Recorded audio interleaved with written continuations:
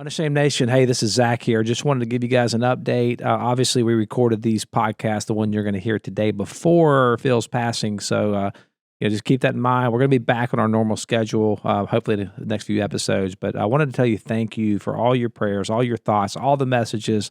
You guys, I'm telling you, the family has heard from you, and it has been so encouraging just to hear about how Phil's impacted your life. So we love you guys. Thank you for being a part of this family here at Unashamed Nation, and I want to just give you that encouragement and thank you guys for all that you've done.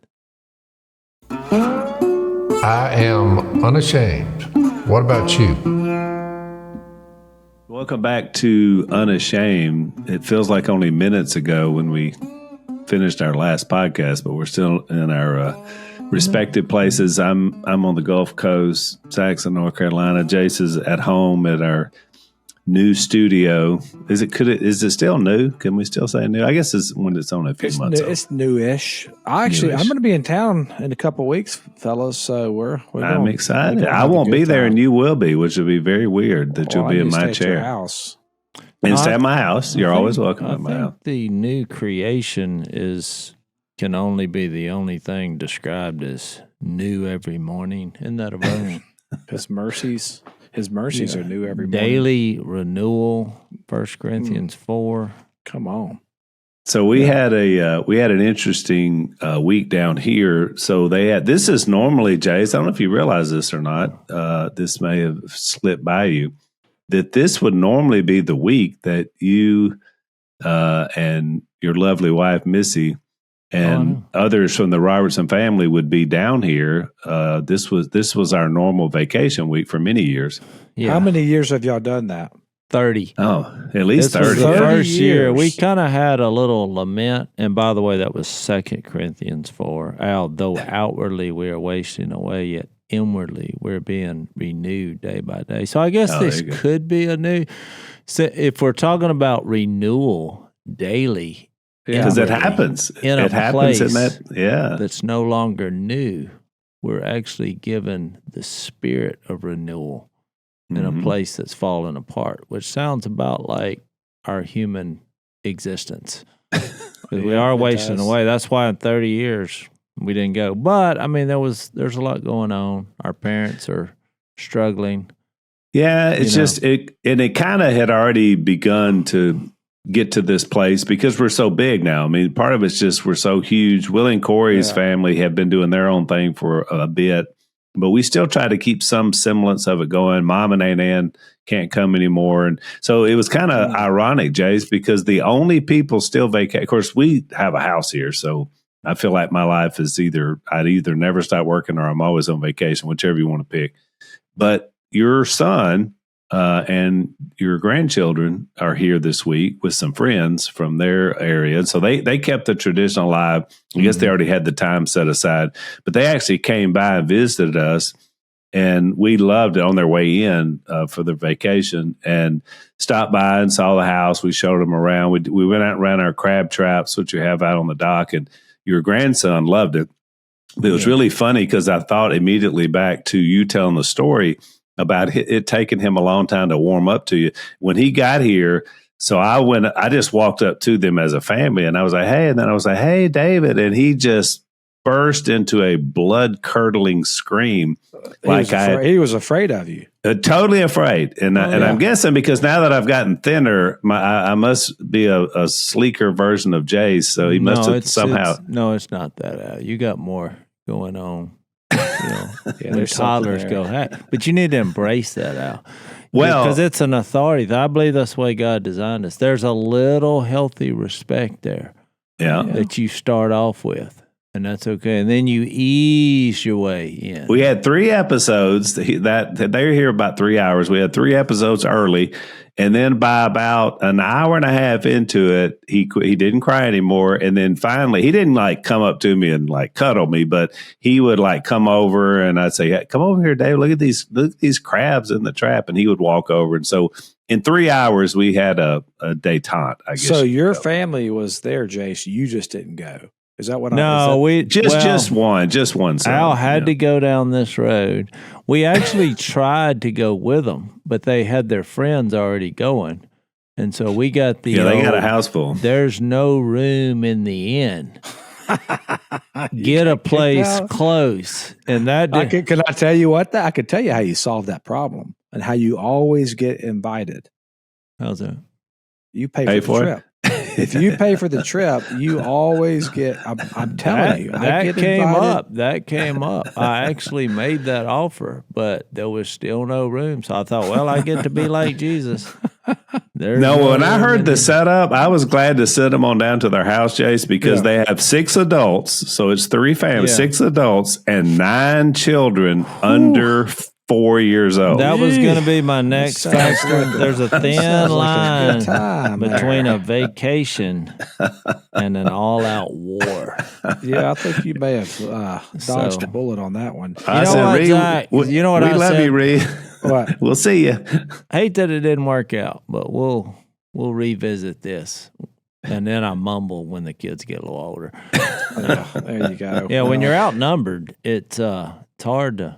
It's hard to do it. And they're little virus carriers. I mean, we've had a few when the kids were all younger like that. We'd all pile up in a house together, and it was just like somebody gets strep throat, and everybody's getting sick. Yeah. It's like, what are we paying? We're paying thousands of dollars to live in hell for a week. And dashers are notorious. They're like petri dishes for everything that's out there. Dashers? Dashers. Your family. All you and your siblings will draw in every disease. Willie and Corey should start a pharmaceutical company for whatever they're culturing in that house. I mean, they are always. That is true. I can't argue. It's so weird that sometimes Zach acts like he's not part of this family. I think we all. I think the tree forked.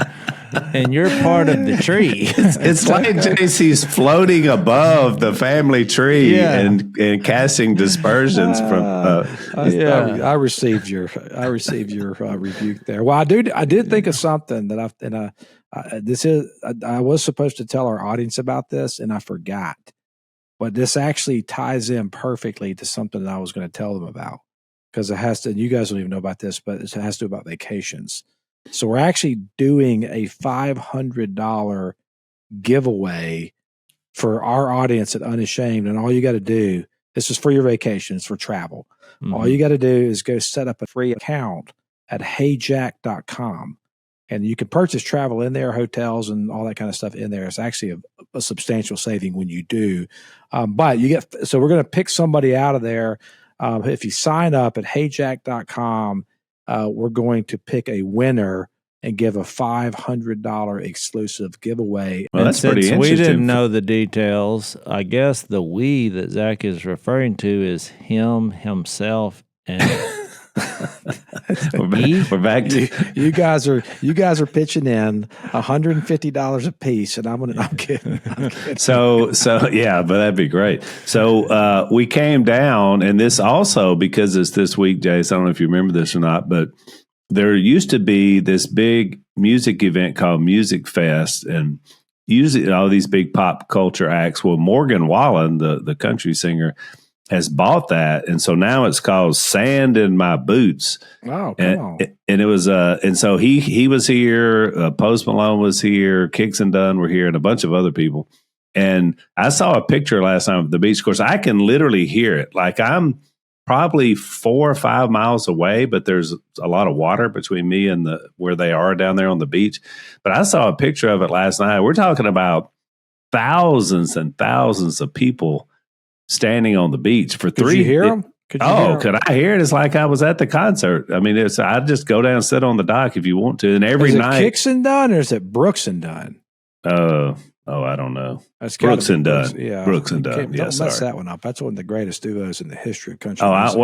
Kicks and Dunn, aren't they from Tech? Didn't they go to Louisiana? I don't know about a Kicks and Dunn. I know about Brooks and Dunn. Oh, well, I don't know. I'm not there's big Kicks Brooks. Oh, that's what I was thinking. That's what I was thinking. It's Kicks Brooks and Ronnie Dunn. Yeah. But it's Brooks and Dunn. My bad. Brooks and Dunn. So they were here, but it was all these people are walking back and forth. There's buses all over the place getting people down there. There was a huge fishing tournament here, but it was kind of overshadowed. But Lisa and I spoke at a veterans event that was here about 4 days ago. And it's really cool because they bring in about 150 veterans and their families from 40 different states around the U.S. And so Lisa and I got to speak at it this year. They kick it off with a banquet. They take them fishing the next day. And so 90 out of the 150 had never been fishing before. And so it was just really great. It's very patriotic. I mean, we kind of, we talked a little bit about our connection to the military with Cy and Jay and others. Mm-hmm. And even my grandma and grandpa, because, Paul served in the Navy during World War II, and Granny was a riveter. She was a Rosie the Riveter, worked in an airplane factory. And it was just a neat way to be able to honor people. But then I kind of put in some spiritual warfare stuff, and I was reminded of, getting to talk about Jesus in any and every setting. But it was very well received. And I was glad they asked us to come do that. There were probably 700 or 800 people at the event, and all these veterans were there. And so it's just a neat thing to get to honor people. So I was super excited about that. They call it American Heroes on the Gulf. So it was a cool event. Yeah, there's a lot of good stuff going on. So one of the things I think that's unique about our family, I guess, is there's all of us have played different roles, I think, in the pro-life movement in terms of how, obviously we're for saving babies, we're for helping moms who are in trouble, but we're talking about adoption, we're talking about fostering, all these different ways, I think, that we've kind of plugged into the pro-life movement. I mean, why is it so important to y'all? We love life. God is a God of life. Jase has been involved in it. I've been involved in it. Well, I think one thing you're believing that we're all created in the image of God, but that also means that we're here for a purpose. Yeah. And so we all need, help. And every life is precious. And so our good friends at Preborn have walked alongside us. We love what these guys do. Last year, they saved 5,000 babies thanks to the generosity of you guys, Unashamed Nation. 5,000, which is amazing and incredible. They're on the front lines. They advocate for the little beautiful souls that never get a chance to grow up.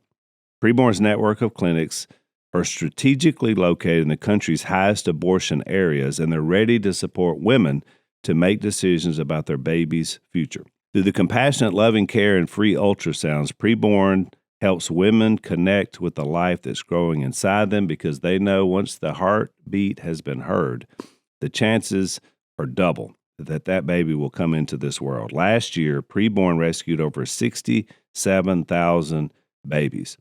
So we want you to consider getting involved. Your monthly support of $28 makes this mission possible. Life is sacred. Life is eternal. To donate, simply dial pound 250, say the keyword baby. That's pound 250 baby. Or you can visit preborn.com/unashamed. That's preborn.com/unashamed. So you all ready to talk, John? We're in John 8. I mean, I John feel like this John 8 stuff, you get into the new Exodus language. Moses keeps coming up. The law keeps coming up. Abraham's on the scene. You begin to think, were we in the Old Testament or the New Testament?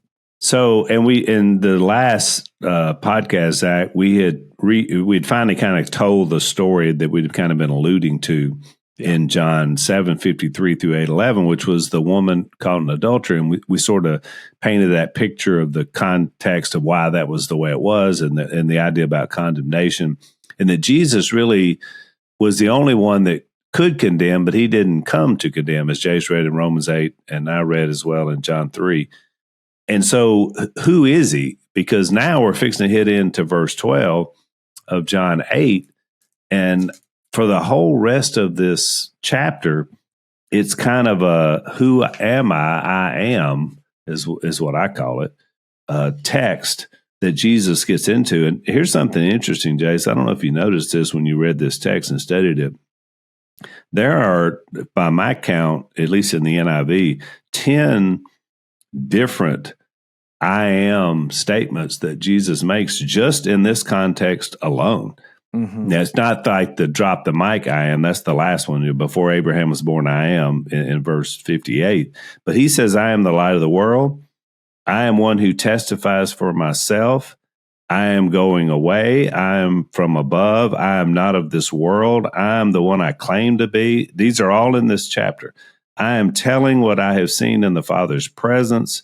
I am not possessed by a demon, because they said he was demon possessed, and I am not seeking glory for myself. And then the last one was before Abraham was born, I am. And so I just found it interesting. There was 10 different times. So if you had to theme this whole text, it would have to be that, like, who I am, or who am I? And then he also, I don't know, Jase, does this count as one of the ongoing questions? There's actually two of them together in verse 46 of chapter 8. This could be number 8, but you're the one just making the distinction. Oh, this is a doozy. He says, can any of you prove me guilty of sin?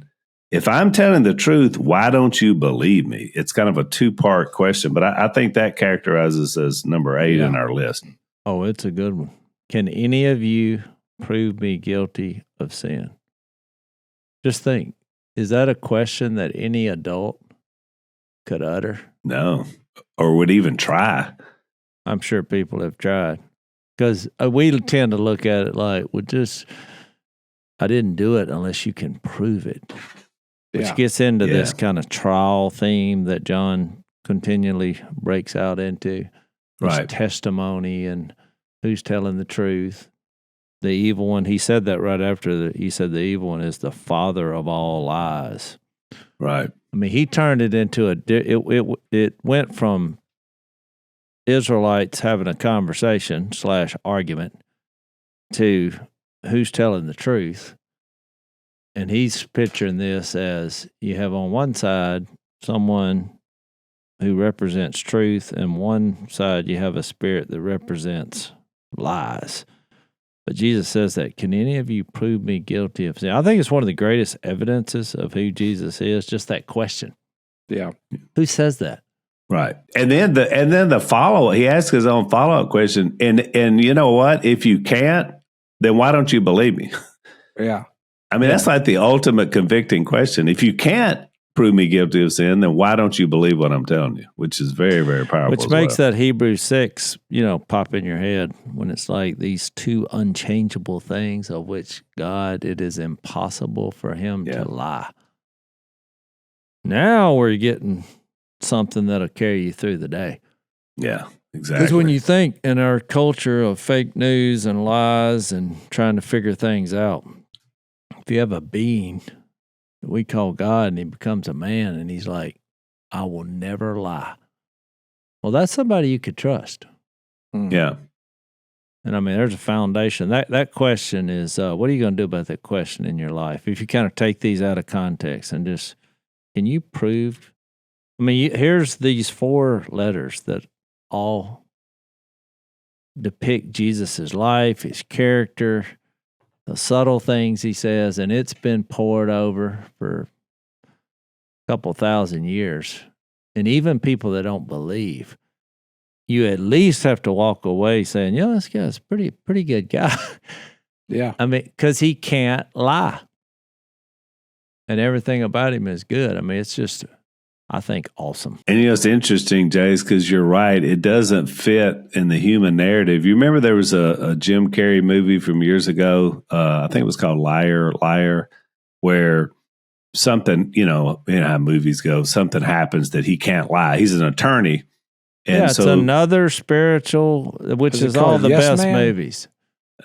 I thought it was just called Liar, but I'm not Liar, sure. That's the name of it. Liar. But have you noticed that the best Hollywood movies are all when they have to borrow God's supernatural power? Yeah. Right. I mean, there's a new Mission Impossible coming out, which I think it's the last one, which is a weird thing to even say. I mean, if the first one was impossible, how'd you do it? Yeah. It's a lie. It's named Mission Impossible, then he does it. And I'm gonna go out on a limb here. I haven't seen it yet, Jase, but I bet they're gonna accomplish this one too. I bet it's gonna end with the Mission Possible. Well, if they would do one that you don't accomplish, then I think it would make the whole series better. Like, Rocky would lose on occasion. Yeah. So you don't really know, because it's kind of like The Walking Dead. They'll kill off a main character. Yeah. Do you know what I mean? So you got to have. I kind of like it if they'd maybe lose one, but I guess if. But then they'll also bring him back, because resurrection comes into play when it's talking about a movie. I mean, how many times when they used to do the horror flicks, I don't know if they still do, but the guy always comes back. Yeah. You're like, no, he's dead. No, there's a rule in Hollywood. You have to detach the head from the body. Yeah. So there's a greater rule, Jase. You have to not make money on the movie. That's the way you kill them off. Yeah, but he falls over, shoots him 8 times at close range. Well, that'll do it. And then he's like, the Marvel movies, they that's where you really get messed up, because then they had the finality of like death. Half of them died, right? Half of them died. And so what their fix was, which by the way, I called it. I mean, I told Max, my son, which he denies that I said this. He thinks he claimed it, but I said, no. I watched Ant-Man, and when I saw that Ant-Man could travel into the quantum realm, I said, here's what they're going to do. They have to. They're going to employ quantum mechanics, and they're going to have time travel. That they're going to have someone who can manipulate time, and then they're going to go back and rectify everything, which they did. But my position is, once you do that, then basically all things are possible. And I don't like that in the story. That's why they don't do it. That's why they all have a weakness, too. It's got to have some way. But when you think about Jesus, he doesn't have one. And the time travel stuff is in here too. Well, because with God, all things are possible. That's why the whole story makes sense. But when you think about it coming off of this interaction with the Pharisees and the woman caught in the act of adultery, whether that's scripture or not, we made the case it's probably not scripture in the original version at least, but the story still it remains. And you enter into this declaration that Jesus is making to the Pharisees, where he says, I am the light of the world, which is really kind of interesting. But I was trying to consider, like, how would they have heard that phrase? Like, and I looked up, I didn't write them all down, but I have a couple here that we can mention that a Pharisee, they may have understood this, and I hope they did, because it was certainly, I think, what Jesus meant, is that he is the character that was prophesied about in like prophecies like from Isaiah. There's one in Isaiah 42:6 that says this. Well, I wanted to read them all. Do you have them too? Do you have a list? I've got them all listed. I have a list too. I mean, we didn't even talk. We didn't talk, but that's where I went, because it's a tough statement. Which, did you read the verse where he says that? Which I wanted to give one little clarification on Zach's comment when it said all things are possible, but that Hebrews, except 2 things, lying and dying. Yeah. It's God can't die and he can't lie. Yeah. Which is a great question. If you really want to stump somebody, you ask the question, can God do anything? And they're going to say yes. And then you say false. And they're going to think that you're committing some type of heretical thing. But the Bible is clear that God cannot do anything. Yeah. Because he says he cannot lie and he cannot die. Right. Or stay dead. I mean, they said, well, Jesus died. He was the Son of God. Yeah. But then, which interesting enough, when Peter preached, have you ever noticed the wording of that? He said in Acts 2, I think this is just absolutely fascinating, is Acts 2:24, when it says God raised him from the dead, freeing him from the agony of death. And then there's a little phrase here, because it was impossible for death to keep its hold on him. That's good, impossible. Why don't we do a movie about that mission impossible? Our newest sponsor, last time I read this ad, I strained myself because I had to lift my boot up to show you guys, but I got presents for y'all today, so I don't have to do that. So. Well, I was beginning to wonder, weren't you, Jase? I got 2 hats. Good. Size 12. Look at that. Would be me. And size, whatever you are, 10. Size 10. So, hey. What's going on here? You didn't make the cut, Reed. You did not make the cut. What's ironic is Reed actually is a worker. There you are. So we all got the same exact boot. I'm wearing them right now. These things are awesome. That's how the Marin is Brunt what I got. boots. I'm telling you, these are the best work boots I've ever had, and they're a lot less expensive, by the way, than what I was wearing, about half the price. But these things are very durable, very stylish. In fact, when I was wearing these in front of my kids, they were like, "Man, Dad, where'd you get the nice fit?" And this will also give Zach some incentive to actually do some work. I'm working, Jase. I promise you that. So if you're looking for a good Father's Day gift for your dad, Brunt boots make a great gift, whether he needs waterproof or safety toe or soft toe, pull on, lace up. Brunt's got him covered, and I'm here to tell you these are very comfortable and very durable. So these might be the most comfortable work boots on the planet, and they are built to perform day after day. Brunt didn't just make a durable work boot, they reinvented comfort for the hardest workers out there, like myself, Jase. For Father's Day, not only does Brunt have a special discount bundle, but our listeners are also getting $10 off by using the code Unashamed at checkout. Just head to bruntworkwear.com and use code Unashamed, and you're all set. There you go, Jase. He's got them up there. The that's bruntworkwear.com, and use the code Unashamed. And after you purchase, they will ask you where you heard about them. So please support our show and tell them that we sent you. And there's also another mission impossible about us in Hebrews 11 before you give your point out. Okay. Without faith, it is impossible to please God. That's a mission impossible that you don't want to visit. Right? Long. All right. Without faith, it is impossible.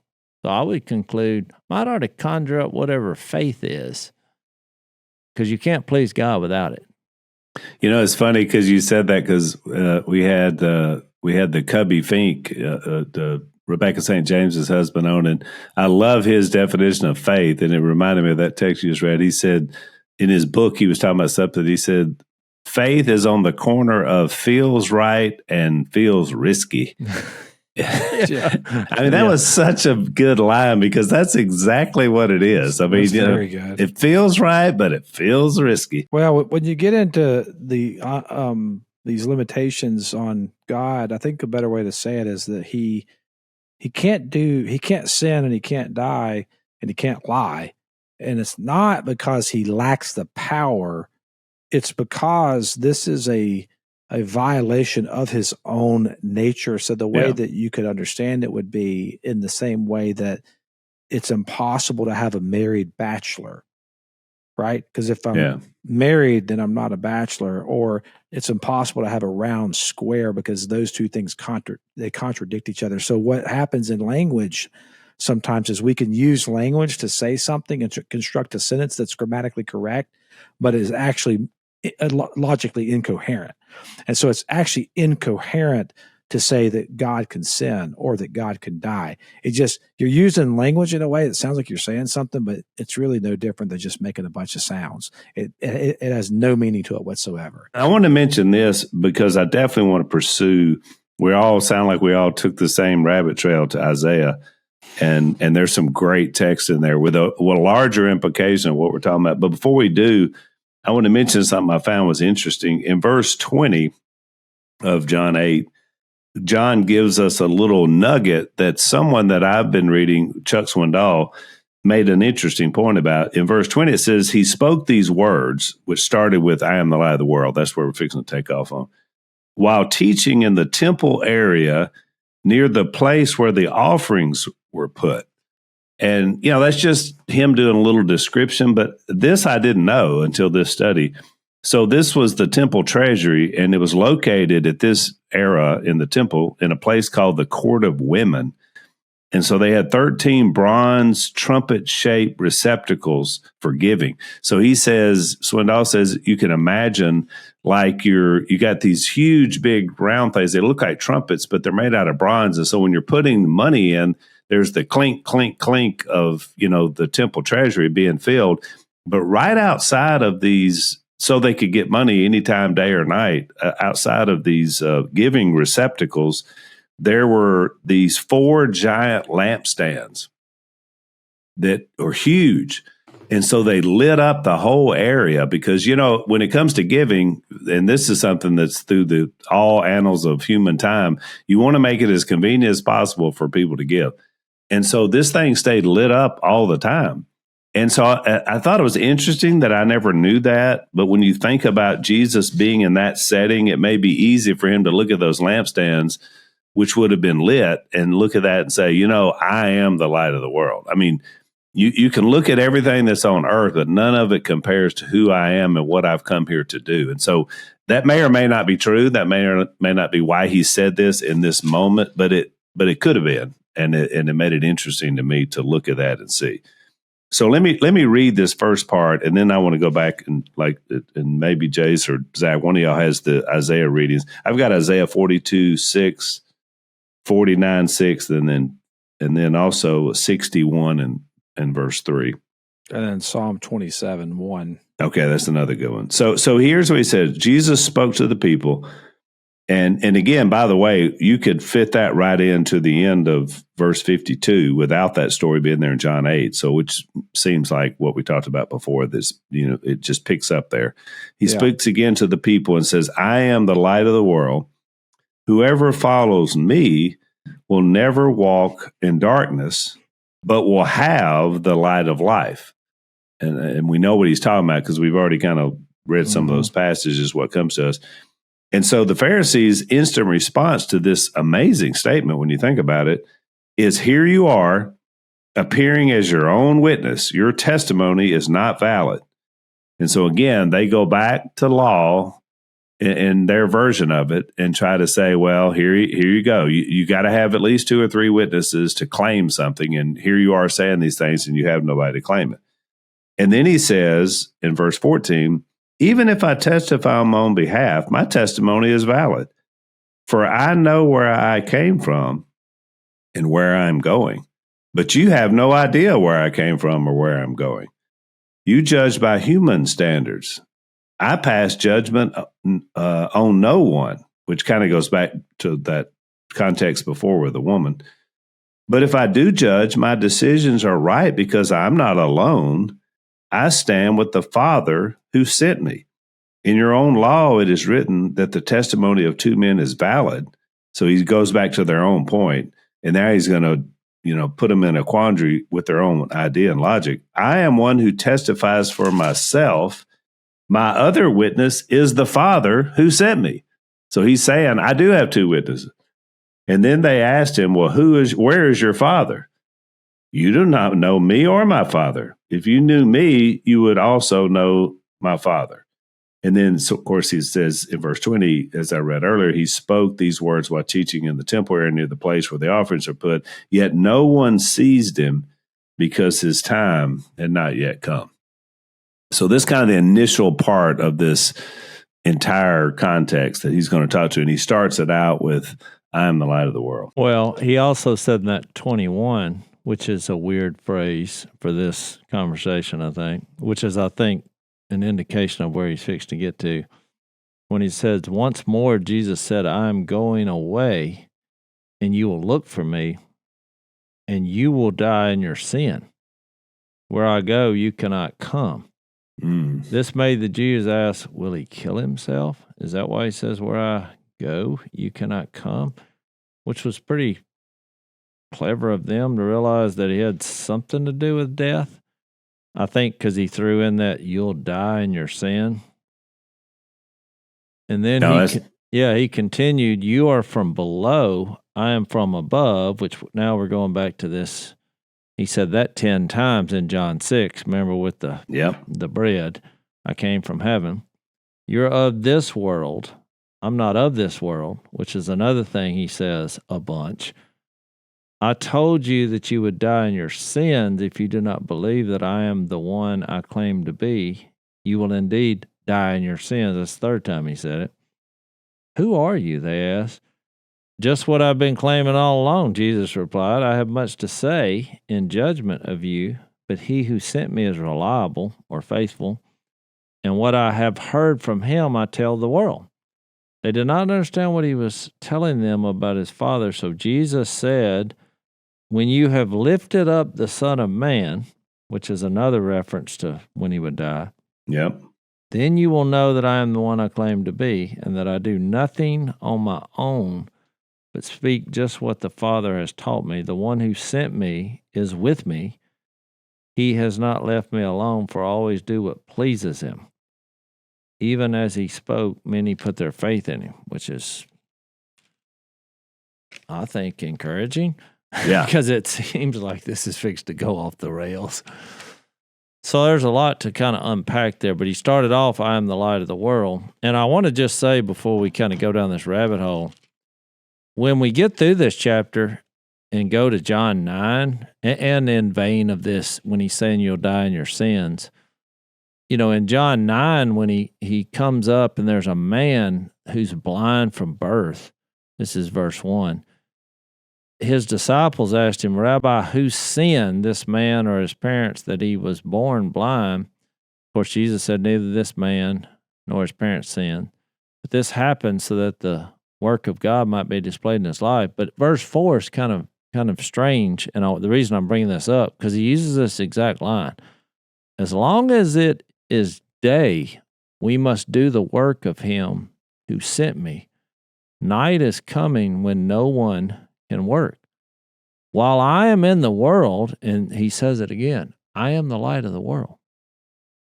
So he starts this conversation in verse 12 saying, I am the light of the world. Whoever follows me will never walk in darkness, but will have the light of life. Rough greens. This got passed down to me by my dad because he doesn't care about his dogs apparently. But I've got 3 dogs, and so he said, here, take this stuff and see if it works. And I got to say, you know, it does work, I think. I mean, the healthier skin, shinier coat, and I've got a fat dog. One of my dogs is fat, so we've been kind of thinking for a while, you know, we need to figure something out here. And so it's great. One thing he loves, you know, he just loves to eat, you know, and all I'm doing is adding something to his food. So it's easy to use, you know, so it's been great. Rough Greens was created by Dennis Black, and he created it to, you know, just help take care of dogs. And it's the #1 all-natural dog supplement in America, thousands of 5-stars review. I'm a review guy. I like to read the reviews. You know, something's got thousands of 5-star reviews. You know, you might want to take a listen. Yeah, and read one of the things that I've got. So I have a compound of dogs. So there are 3. One of mine's a little bit girthy as well, so we have Rue, and we have Emmy, and we have Libby, who's the girthy one, and then we have Meatball, which is Alex's dog. But they all come over. It is really amazing because they line up. Like they have their little spot. And so like they know it's time, you know. So they know it's rough green time. It's rough green time. And so it's been great for my dogs as well. So fetch a free Jumpstart trial bag for your dog today. You just cover shipping. Go to roughgreens.com. Use the promo code Unashamed. That's RUFFgreens.com. Promo code Unashamed. You don't have to change your dog's food to improve their health. Just add a scoop of Rough Greens. Before we go down the rabbit hole, I just thought, is something, you know, what a thing to say. Because you're looking at a human saying, I am the light of the world. And I think you have to immediately just kind of take a time out before you say, what does that mean? And think by what he said when he said, whoever follows me will never walk in darkness. So I immediately thought, every time I've ever tried to walk or run when it was completely dark, #1, I didn't feel very good about it. And #2, bad things happen. Yeah. Most of the times I fell, tripped, or, you know, Al, you remember this, when we were raised, our parents' house, you know, back then, there was no outside lights. You know, now everybody has lights everywhere and cameras. But if you wanted to walk that, how far was that? 40 yards? About 40 yards down a hill, down a sidewalk that had roots underneath it. So it was coming up in various places. Yeah. And when I was a kid, I was naturally scared of the dark, as all kids are. So I thought by running that if there was anything out there to get me, maybe I'd make it in time, you know. But there was so many the same thing. That's why I'm laughing. Because we've never been manicured yard people. No. There's just all kind of obstacles. And I bet I fell a dozen times during that run. And why'd you fall? Because I would trip over something I couldn't see. Yeah. And why were you scared? Because you couldn't see what was out there. Because I couldn't see what was out there. It's all, it just, I mean, immediately when I read these verses, I go back to that and just think how many times it was completely dark and I'm waving my hands aimlessly in a room or out in the woods, and I'm, trying to, it's one of the most miserable things you could do as a human, to be in just complete. Oh, it's the worst. And what's funny is, Jase, the things that were in the light of day, like Granny and Paul had a little flower bed that ran along the length of their house, but to mark the flower bed, they had taken bricks and put them in sideways, so they're like little edges of the brick. Well, in the light of day, that's not very dangerous, but when you're falling into them in the dark, everything there caused scratches and torn nails and cuts and bruises. And I just remember we were beat up all the time because of just what Jase is describing. Y'all were like feral cats out there, We were. And despite all the falls that I had, I continued to run. And I think the older I got, the more creatures that you would see sometimes in our yard. I remember the only coral snake we ever saw. Do you remember that, Al? One coral snake in my life, because they say we have 4 poisonous snakes, but we only see the rattlesnakes, the copperheads, and cottonmouth. Obviously, the cottonmouths. We have them on every tree root. But they had a cross tie right next to the little sidewalk, and they moved it, and there was a coral snake under. Well, that just only enhanced my, when it's dark. Now that I've seen that there's actually, if there's one, there's probably more. Yeah. So that's why I kept running, kept falling, because I figured a skinned knee, a busted head is better than, being attacked by a coral snake when I can't see, So I think I gave the picture. But where does the snake hide? The snake hides in the unseen part, which, I think about. I may have told this before. I use this analogy because it's so true. Of like the times, there's been times in my life where I have felt overwhelmingly disoriented and fearful. And it's always when I wake up in the middle of the night in a location that's not my home, and it's completely dark. A lot of times it's like a hotel room, and I'm like, and I was in such a deep sleep when I wake up. I'm like, and everything is dark because it's so dark where in the room because I pulled those curtains shut. And I get up and I'm kind of like trying to feel my way to just something. And the only thing that gives me comfort is finally when you finally see that little sliver of light under the door that's coming from the hallway that you can actually orient yourself. So I think that's the picture of blindness, though, is to not have anything that you can touch to orient yourself to whatever the context is that you're in. And not only do you not have orientation, there's overwhelming fear that comes from what is unseen that you don't know where the threats could possibly come from. No, I agree. And so the rabbit hole I went, of course, you immediately go back to the beginning in Genesis 1. Where it all starts. You had, it sounds great. In the beginning, God created the heavens and the earth. But then it's like, oh, wait. The earth was formless, empty. Darkness was over the surface of the deep. And the Spirit of God was hovering over the waters. But if you believe in the new creation, you go back to the beginning, which John did in John chapter 1, which we read, but he doesn't go very long before he starts bringing up this concept of light. And I think understanding why this is written the way it is very enlightening, no pun intended, because he says in the beginning was the Word, and the Word was with God, and the Word was God. He was with God in the beginning. Through him all things were created. Without him nothing was created.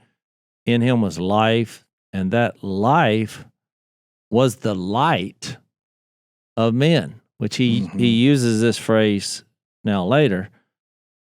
And then it says, the light shines in the darkness, and the darkness has not understood it, or it gives an alternate. Yeah, has not overcome it.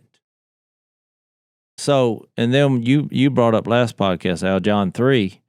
This is right after the most famous verse in the Bible, for God so loved the world. Then he's like, this is the verdict, verse 19. Light has come into the world, but men loved darkness instead of light because their deeds were evil. So that's when you start saying, well, how come everybody just doesn't come to the light and experience God's love? Because that's another quality. God is love. So there's some things because of that he's not going to do. Same as Zach's illustration before. He is love. He is light. He is life.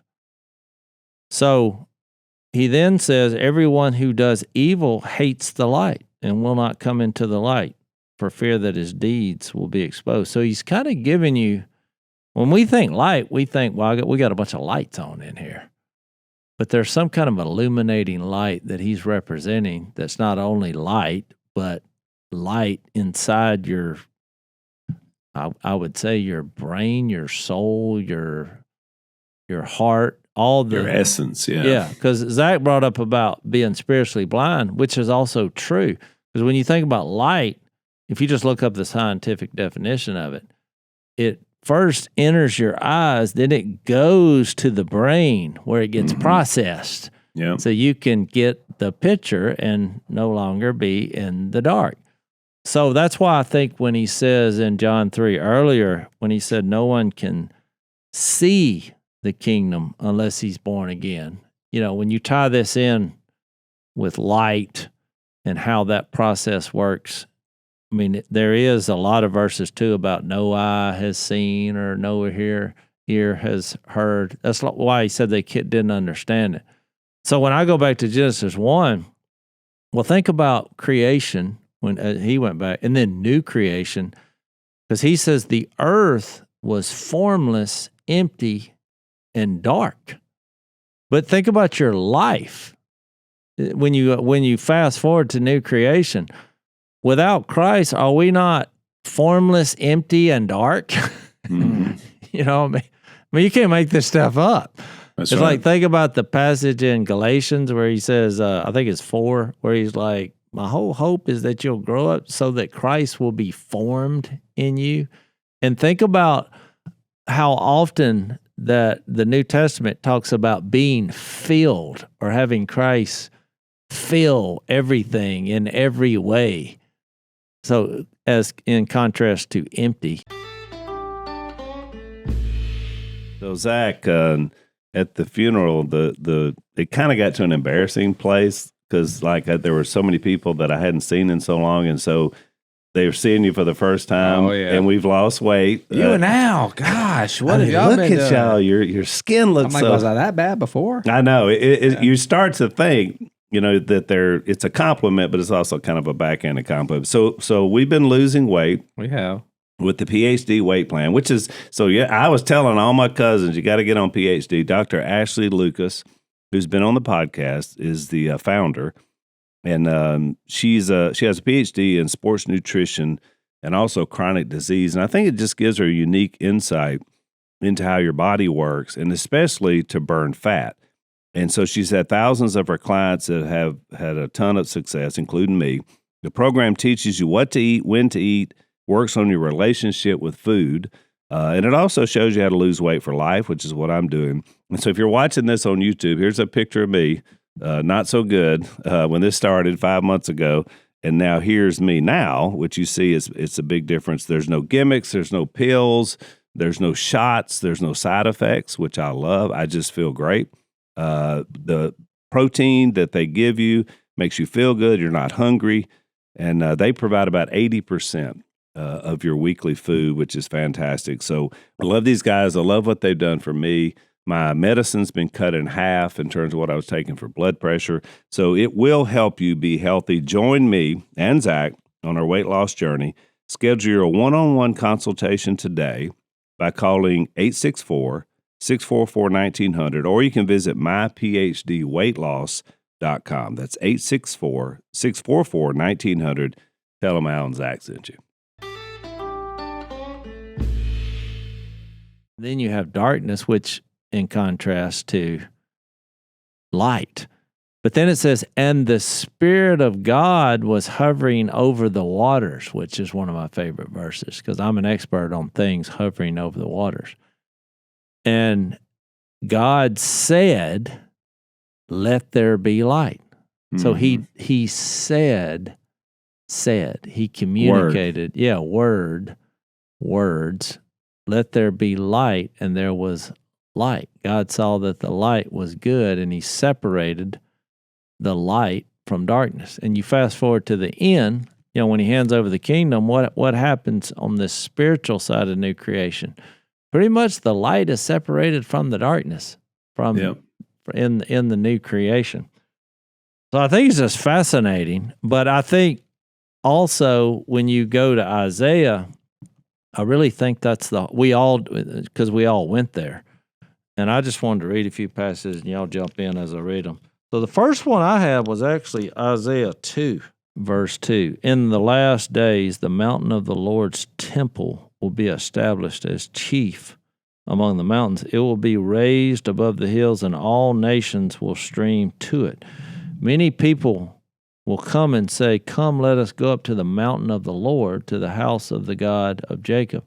He will teach us his ways so that we may walk in his paths. The temple on the hill, it's kind of a I see where I'm going. Yeah. Temple, which is like the garden language. Right. But watch where he goes from this. Verse 4, he will judge between the nations and will settle disputes for many peoples. They will beat their swords into plowshares.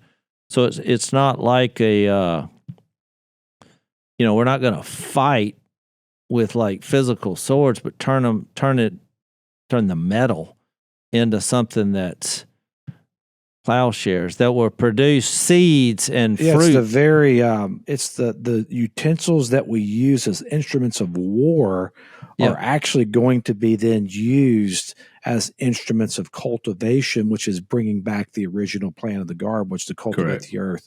And so that it's bringing all that back. Oh, see, that's you said that way better. That's why I went here, because watch where he goes on to say, as Isaiah 2, nation will not take up sword against nation, nor will they train for war anymore. Come, O house of Jacob, let us walk in the light of the Lord. Mm-hmm. I mean, this has so many spiritual war connotations, which is where exactly Jesus is going in John 8, talking about the evil one. The father of lies, he was a murderer from the beginning. What does it mean? He's all about death, mayhem, destruction, evil. And it's kind of, those are the camps that he's laying out. So there's Isaiah 2, which I think is a good one to read. And then he's going to go, let's see, where's the next Isaiah passage? Well, I've got one. 42. 42. And start in verse 5, Jase, because I started in verse 6, but now that you've done what you just did, start with verse 5, because that hits exactly what you just went to. I actually had verse 1 for some reason. 42:1. Here's my servant, whom I uphold, my chosen one, in whom I delight. I will put my spirit on him, and he will bring justice to the nations. Yeah. Well, obviously, pointing to Jesus is why I had that. Right. And then verse 5. Read verse 5 through 7. This is what God the Lord says. He who created the heavens and stretched them out, who spread out the earth and all that comes out of it, which is why I just read Genesis 1 through 3. Who gives breath to its people. Well, how is the Holy Spirit going to be depicted in the new creation? Remember, think John 20 when we get there. Yep, breath Jesus of life. breathed on them the Spirit, who gives breath to its people and life to those who walk on it. I, the Lord, have called you in righteousness. I will take hold of your hand. I will keep you and will make you to be a covenant for the people, a light for the Gentiles, to open eyes that are blind, to free captives from prison, and to release from the dungeon those who sit in darkness. Oh, that's so good. And even verse 8 says, I am the Lord, that is my name. I will not give my glory to another or my praise to idols. And so you have this because that works in the kingdom of darkness too. Sin, idolatry, the evil one. All right, so then I have 49:1. I mean, I think this is going to make more sense on why he's saying this. Listen to me, you islands. This is 49:1 of Isaiah. Hear this, you distant nations. Before I was born, the Lord called me from my birth. He has made mention of my name. Let's see, 49:1, and then verse 6 says, he says, it is too small a thing for you to be my servant to restore the tribes of Jacob and bring back those of Israel I have kept. I will also make you a light for the Gentiles, that may bring my salvation to the ends of the earth. This is what the Lord says, the Redeemer and Holy One of Israel, to him who was despised and abhorred by the nation, to the servant of rulers.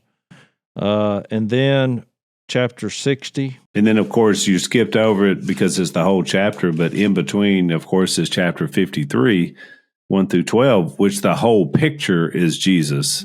Yeah. Coming, that's why suffering, I'm reading dying. these verses about the servant, which is a picture of Jesus. Exactly. So 60 verse 1 says, arise, shine, for your light has come, and the glory of the Lord rises upon you. Read verse 3 too.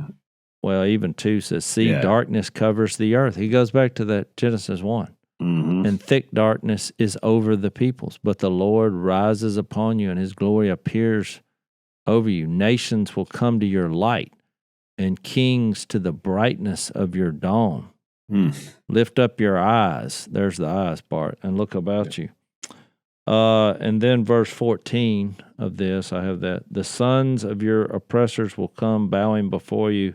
All who despise you will bow down at your feet and will call you the city of the Lord, Zion of the Holy One of Israel. The reason I'm reading that is because think Matthew 5. Just listen to how this works. Can I read one more? 5:14. Well, just the reason I read 60 in verse 14 where it says, you will bow down at your feet and will call you the city of the Lord. But just immediately, let me read this and then you read yours. So verse 14, remember the Sermon on the Mount? You are the light of the world. A city on a hill cannot be hidden. That's why he made that connection. It's Isaiah 60. Yeah. Exactly. Right. Neither do people light a lamp and put it under a bowl. Instead, they put it on its stand, and it gives light to everyone in the house. In the same way, let your light shine before men, that they may see your good deeds and praise your Father in heaven. Go ahead, Zach. All right. Zach, read that last one, then we're out of time. We'll pick up discussion next We're time. out of time. We just now got the Isaiah passage. We can't make application. I'll read. You just need to go read at the very end of the Bible, Revelation 22:5, which gives the picture of this fulfilled. Well, you need to read that. I have it on the list. So go ahead and read it. There'll be no more night. There will be no need for light. No light of lamp or sun, for the Lord God will be their light, and they will reign forever and ever. And where is Jesus at when he's making this claim that he is the light of the world? Where is he going back and forth? The temple. Yes. Well, that's why I was going to read Psalm 27. Let me just, it's too easy. Read the first 4 verses of Psalm 27. And that's where we'll pick up, Zach. Yeah, we'll pick up there on the next podcast. So at this pace, we ought to have this figured out by the time he actually comes back. Hang in there with us. This is so good. We can't leave any of it out. We'll get back into this next time on Unashamed. Thanks for listening to the Unashamed podcast. Help us out by leaving a rating and review on Apple Podcasts. And don't miss an episode by subscribing on YouTube. And be sure to click the little bell and choose all notifications to watch every episode.